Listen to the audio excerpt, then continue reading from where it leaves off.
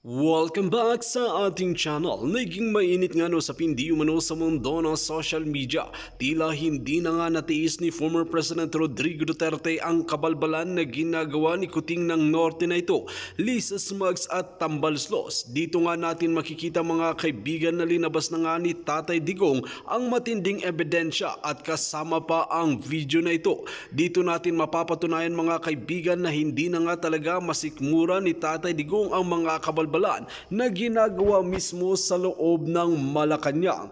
Kaya naman talagang hindi nga natin masisisi ang mga netizen na talagang batikusin nga itong si Kuting ng Norte na ito dahil wala itong ginagawa sa bansang Pilipinas, na talagang pinaninindigan niya ang kanyang naging interview na talagang hindi siya tutulong sa problema ng kahit asaan ahensya. Ibang-iba nga talaga sa pamumuno ni Tatay Digong na talagang umaaksyon nga agad ito kung may problema kahit saan ahensya pa ito. Dito natin mga kikita na talagang pinapabagsak na ni Kuting ng Norte ang mga batikang mga vlogger na nagsisiwalat ng katotohanan at mga kabulukan sa loob mismo ng Malacanang. Dahil kung titignan at pag-aaralan natin, kung hindi sila guilty ay hindi nila ipapatumba at hindi nila tatanggalin ang mga batikang vlogger na ito. Dito nga natin makikita mga kaibigan na ginamit pa talaga si Acorda na ito na isang bias at isang corrupt na opisyales na kailangan mapalitan. Kaya naman nagbigay ng banta ang maraming netizen na subukan ninyo na magmayabang at magkakaroon tayo ng People's Power 3. Well mga kaibigan, para nga sa karagdagang impormasyon, panoorin nga natin ang buong video.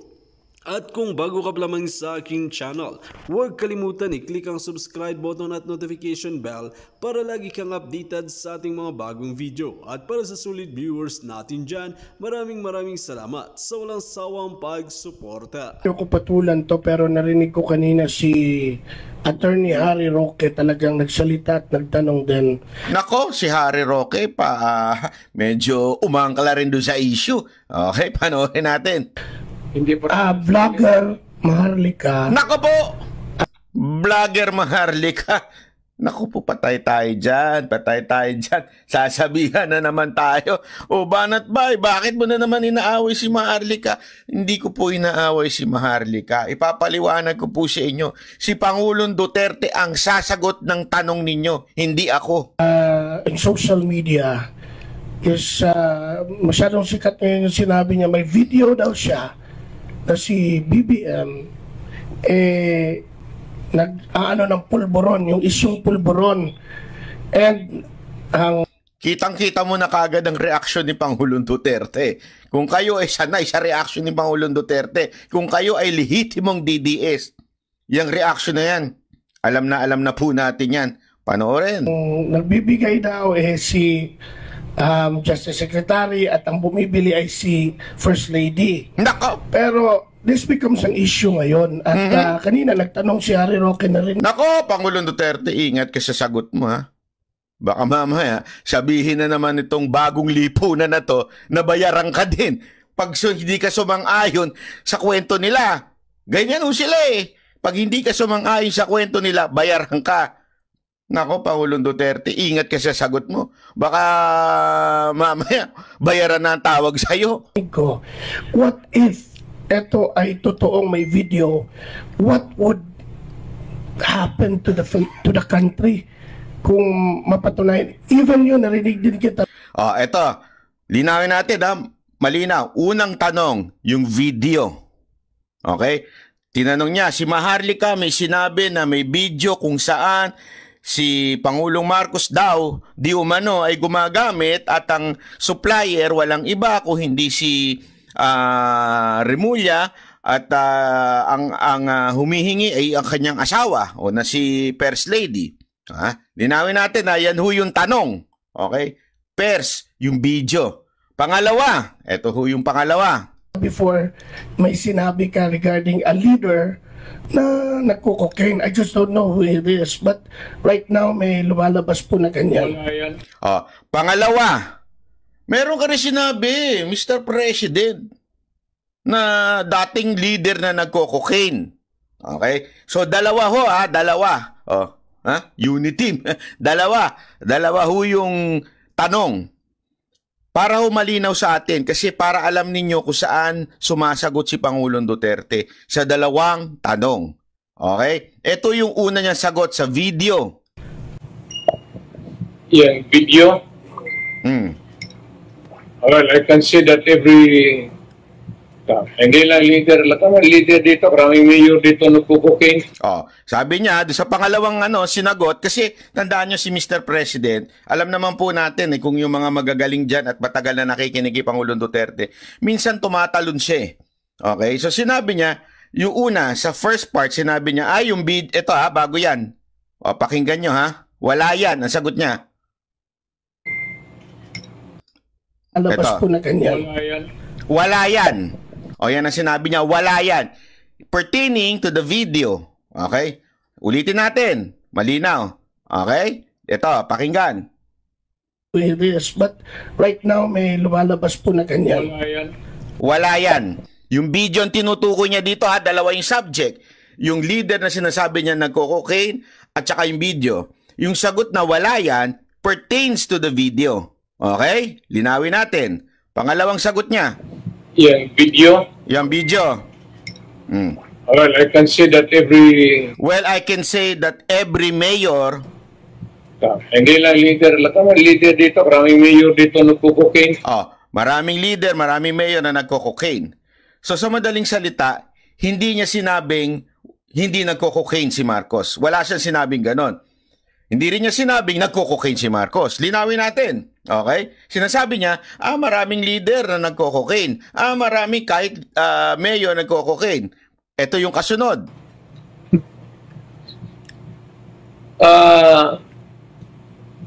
There's no such thing. There is no such thing. Patay tayo dyan, Mr. President. Yari ka ngayon kay Bagong Lipunan at kay Maharlika. Baka mamaya paratangan kang bayaran ka ni Ma'am Shi. Nako po, patay tayo dyan. Kami hindi kami sumakay sa kwento. Kaming banateros. Ano sabi? Bayaran kami. Hindi kami bumabanat at hindi namin kinakarga yung mga expose nila. Ano sabi? Sabi nila, bayaran kami. Si Bagong Lipunan na hindi ho si Maharlika. Si Bagong Lipunan at saka yung mga tatanga-tanga niya pong followers. Yun ang sabi, bayaran daw kami. Naku, Mr. President, paano yan? Hindi kayo sumakay sa kwento ni Bagong Lipunan na may video. Patay tayo dyan.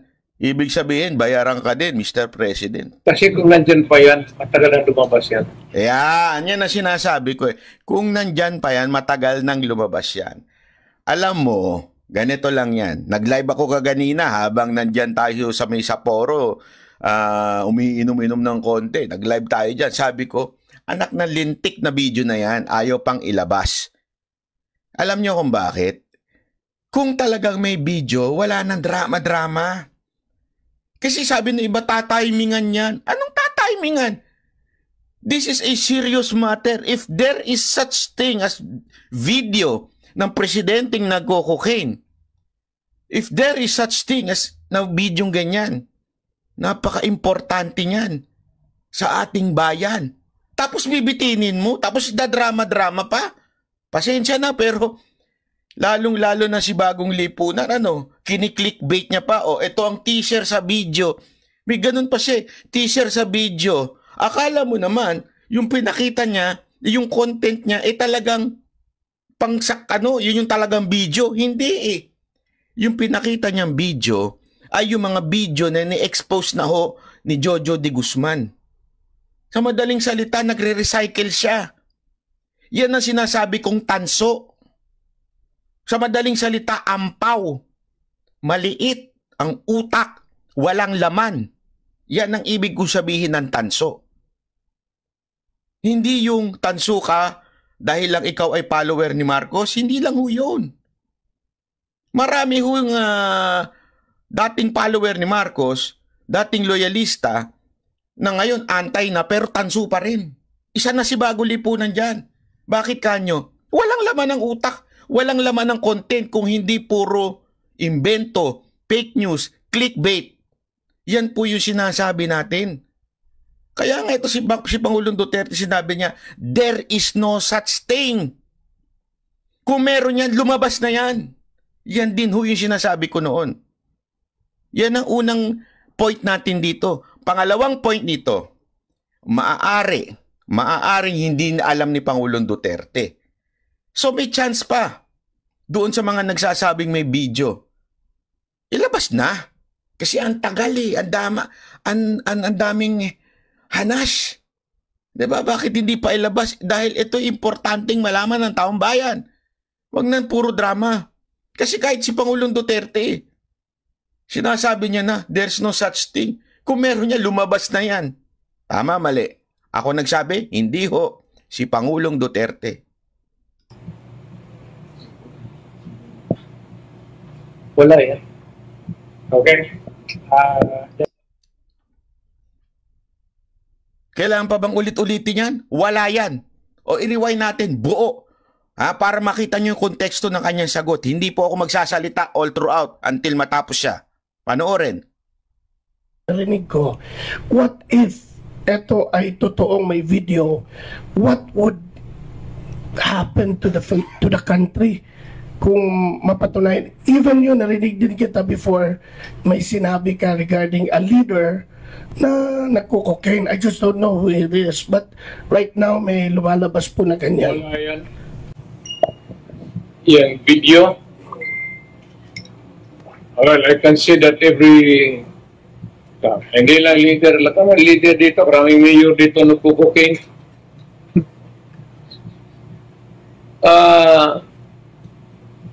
There's no such thing. Kasi kung nandyan pa yan, matagal na lumabas yan. Wala yan. Paano ba yan? Sa madaling salita, ang ating Pangulo na ang nagsasabing wala yan.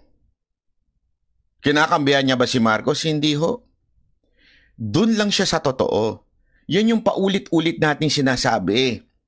Kaya ho kami, Banateros Brothers, lagi ko ho nga sinasabi yan kay Coach Oli, kay Boss Dada, huwag tayo mag-iimbento para lang magkaroon ng content.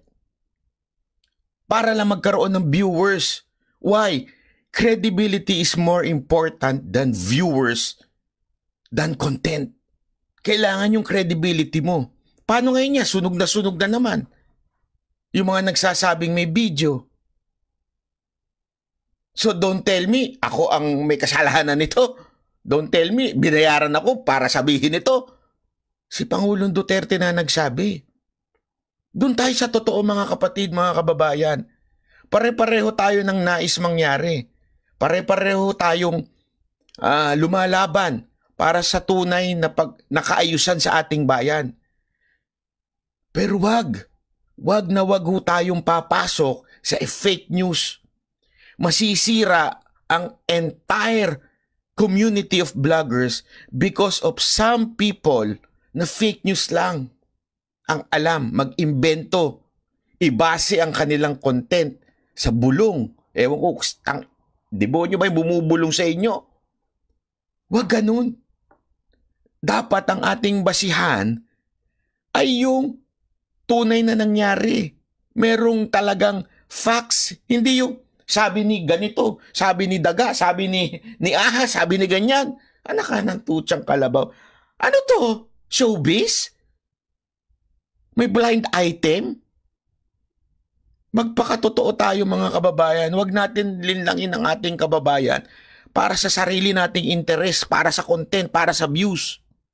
Doon tayo sa totoo. Kasi naniniwala ako, panigan mo ang katotohanan, and the truth will set us free. Diba? Pangawakan natin ng katotohanan. Kung talagang ang katotohanan ay eto, hawakan mo yan, darating ang panahon, tutulungan ka ng Diyos para ma-fulfill yung nais mo kasi katotohanan ang hinawakan mo. Hindi yung mag-iimbento ka kasi gusto mong may mangyari. Nag-iimbento ka dahil gusto mo makagante, gusto mo Hindi ganun ang tamang paraan. Pagpasensya nyo na ho. Pare-pareho tayo. Ito, dediretsuin ko na. Pare-pareho tayong gusto nating mapalitan na si Marcos. Kami nga hindi namin binoto eh. Hindi nga namin kinampanya. Ayaw nga namin yan. Kas kami pang gagawa nyo ng istorya na kesyo ganito. Hindi. Dahil kami sa totoo lang. Ayaw na namin yan, matagal na noon pa. Kayo naglagay dyan sa pwesto. Gusto namin mapalitan na. Pero sa tamang paraan. Ulitin ko, sa legal at tamang paraan. Bakit to?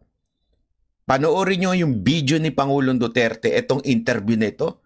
Tinanong siya patungkol sa mga sundalo, pati yung bulong-bulungan among the military.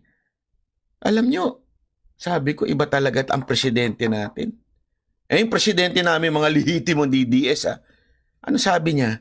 Sorry, pero ayaw niya ng revolusyon eh. Alinaw na sinabi niya doon. Panoorin nyo na lang.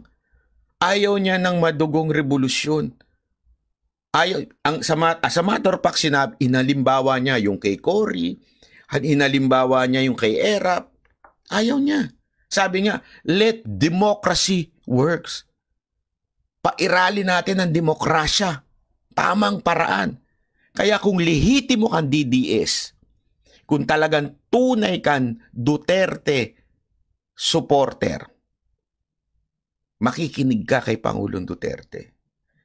This time, kayong mga tansong hindi nakinig kay Pangulong Duterte, pwede ba this time makinig kayo kay Pangulong Duterte at hindi kung kani-kaninong vlogger? Makinig kayo. Yan ang problema sa inyo eh. Yung mga vlogger na pinakikinggan ninyo, binudol na nga kayo noong 2022. Eto na naman kayo, naniniwala na naman kayo. Binubudol lang kayo niyan. Para sa sariling interes. Kung talagang para sa bayan kayo, makinig kayo kay Pangulong Duterte. Pakinggan nyo yung interview. Nandyan yung paraan kung papaano maaayos ang bayan natin. Pakinggan natin. Mas maalam ho siya eh. Naging presidente ho siya. Alam niya kung papaano. Huwag tayong magpaskam na naman uli, magpabudol na naman doon sa mga influencer na mahilig gumawa ng kwento. To the point, kami pa na mga lehitimo. Ayaw namin kay Marcos until now, mula noon. Sila'y nagpasak dyan eh. Sila'y nagpromote dyan eh. Sila'y nangampanya dyan. Tapos paniniwalaan nyo ngayon. Tapos kami pa sasabihan yung bayad. Kami nga yung marunong makinig kay Pangulong Duterte. Nakinig kami. Kaya kami hindi sumuporta. Hanggang ngayon nakikinig kami. Ayan ang sabi ni Pangulo. Wala yan. Kulang na lang sabihin niya. Yung mga nagpapalabas niyan, fake news yan. Alam nyo kung gusto ninyong makita yung masasabi nating gustong mangyari ni Pangulong Duterte. Huwag kayo makinig sa akin. Huwag kayo makinig sa kahit sino mang vlogger. Tingnan ninyo ang galaw ni Senator Bongo. Until now, mula noon, si Senator Bongo ang talagang nakatabi kay Pangulong Duterte. Kung ano ang galaw ni Senator Bongo, yun ang sundan natin. Kasi nag-uusap yan until now. Kaya nga kung titingnan ninyo yung page ni Senator Bongo, kahit senador na siya, para pa rin siyang special assistant to the president. Ganun pa rin ang dating niya, nakikinig pa rin po siya kay Pangulong Duterte. Kadikit niya. So kung ano yung galawan ni Senator Bongo, yun dapat ang sinusundan natin. Kesa sa mga punyetang mga vlogger na walang alam kung hindi mambudol ng kapwa para sa sariling interes. Huwag ganun. Matuto na tayong makinig. Nananawagan ako sa mga nabudol. Nananawagan ako sa inyo. Nabudol na kayo nun. Kung talagang nagsisisi kayo sa nangyari noon, sa pinaniwalaan nyo noon, sa maling pagboto nyo noon, kung talagang nagsisisi na kayo, this time, learn to listen to Tatay Digong? Never kung pumasok sa isip ko, na-explain ko na yata sa mga nakaraang vlog ko na during kay Pebbles, di ba, Roy? Ay, wala ka nun, Roy, tulog ka na. So anyway, na si Pebbles talaga, Pebbles Cunanan, Talakera, yung gustong una talagang magsalita sa social media. So, kinausap ko si Senator Amy dyan eh. I don't know kung na-mention ko. Na-mention ko yan sa vlog ko. Kinausap ko na, sabi ko, Senator Amy, si Pebbles magsasalita patungkol sa ginagawa ni Lisa. Actually, si Lisa talaga. Yun ang text ko kay Amy kasi gusto na magsalita ni Pebbles dahil nga doon sa issue kay RJ Nieto. You know that already. Balikan nyo na yung mga nakaraang vlog namin. So, ako bilang isang Marcos supporter talaga, ayoko mag-criticize. Kaya pinagawan ko ng paraan kay Senator Amy na kung pwedeng, kasi kaibigan niya si Pebbles eh. Magkakaibigan kami. Si Darrell, hindi kami nagkita ng personal. Hindi ko masasabi kaibigan ko siya talaga. Kilala ko lang siya, pero I don't know kung kilala niya ako. But anyway, during that time, yung tinexto si Senator Amy na, can you do something? Kasi ang exact term ko, merong ipapasavog, VOGE yata. Mayroong bomba. So ganun yun, parang bakling-bakling kami mag-text. Si Pebbles, ang eksaktong tinext sa akin ni Senator Amy at tatayuan ko po yan kahit saang hukom kami magpunta, kahit sa huling hukom ng Diyos.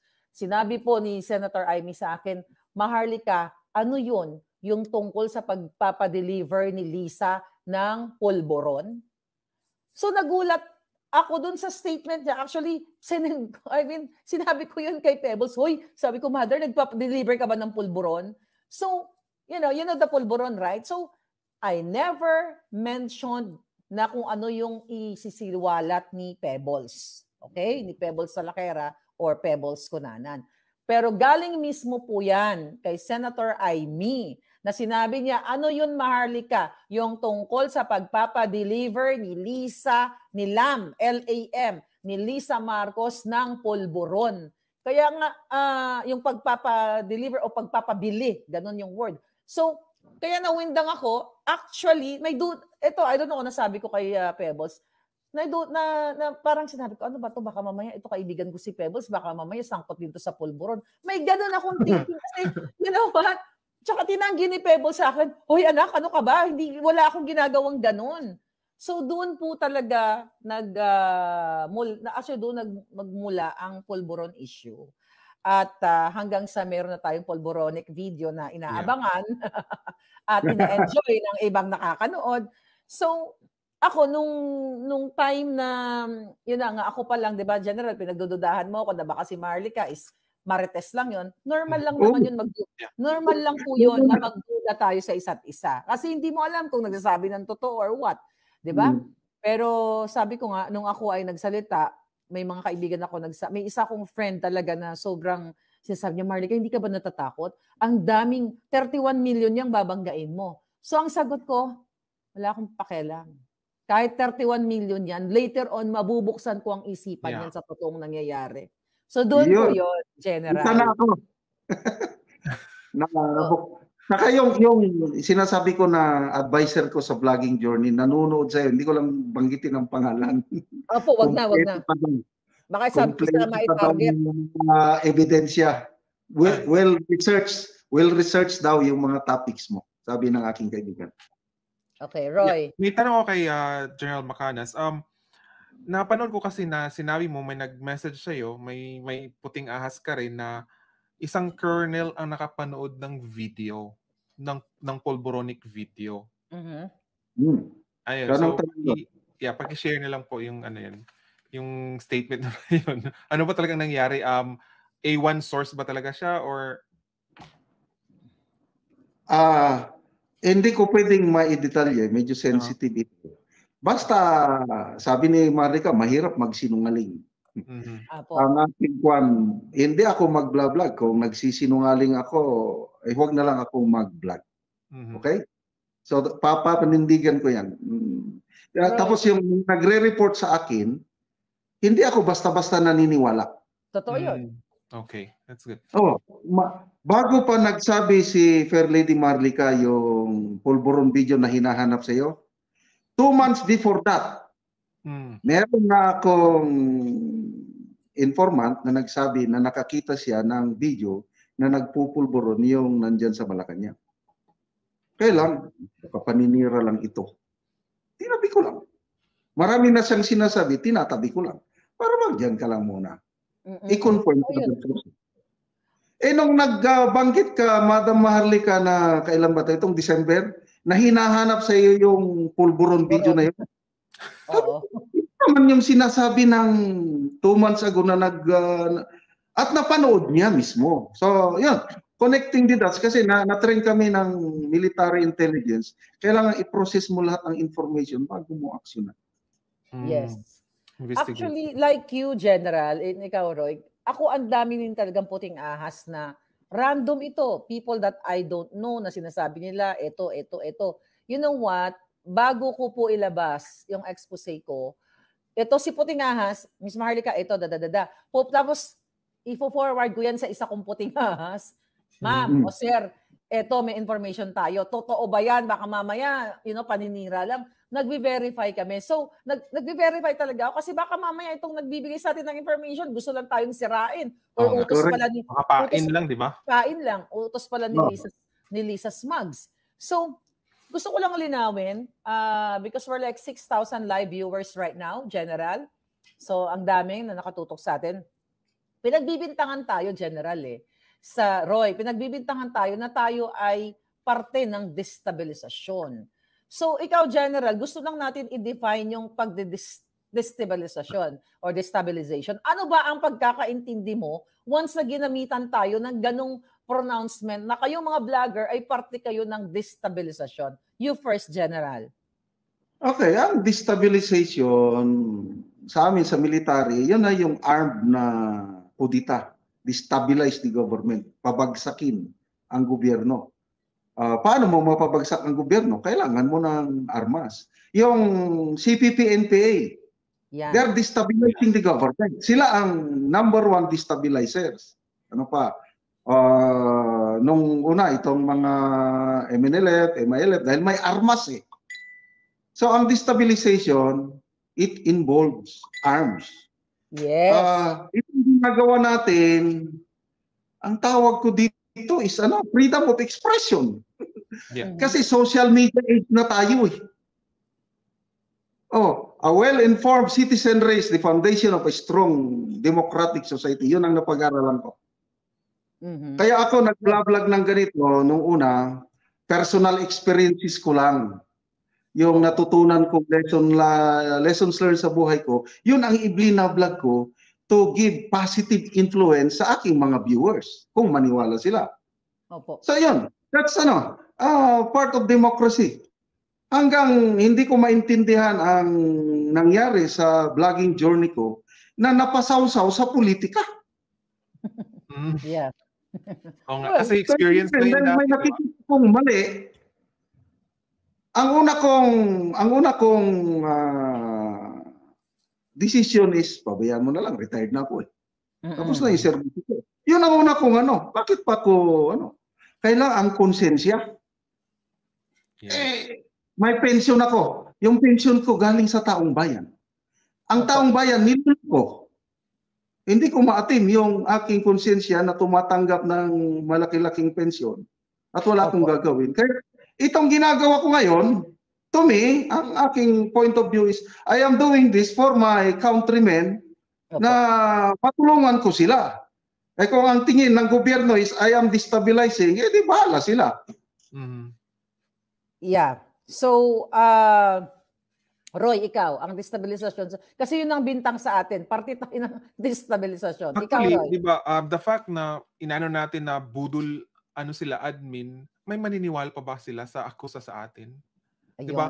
The fact na ginawa nila yon, yung pagtutumba ng mga Facebook page, effective tayo sa ating analysis. Kasi kung if we don't make sense, hindi naman talaga mag-agree ang tao. Kasi hindi naman bobo ang mga viewers natin, di ba? Nagpapakita tayo ng source, right? So, yun yung effect eh. Kumbaga, we are successful. Kasi di ba, Maharlika, nung tayong dalawa pa lang, sabi mo na, Roy, mananaig ang katotohanan. Tandaan Totoo mo. yun. Totoo Yan, yun. nag-usap kami niyan. Kasi dalawa lang kami dati eh. Nag-ano eh. Yes. Kayo lang dalawa. Natatakot ako para sa inyong dalawa. Kaya nga, a good thing na rin, siguro nilagay kami ng Panginoon kung nasaan kami ngayon to be safe. Diba? I mean, may plano talaga ang nasa taas. Kaya nga sabi ni Marley, dito natin mapapatunayan mga kaibigan ang katapangan nga ni Madam Maharlika at ni General Macanas na talagang handa nga nilang itaya ang kanilang buhay para lamang talagang malaman ng taong bayan ang mga kabulukan at mga kabalbalan na nangyayari sa loob mismo ng Malacanang. Dito nga natin mapapatunayan mga kaibigan na kahit sampan pa sila ng kaso at kahit anong gawin nila ay hindi nila ibebenta ang kanilang mga prinsipyo. Kung kayo ang tatanungin mga kaibigan, ano ang inyong mga opinyon? Just comment below sa ating comment section at ating pag-uusapan.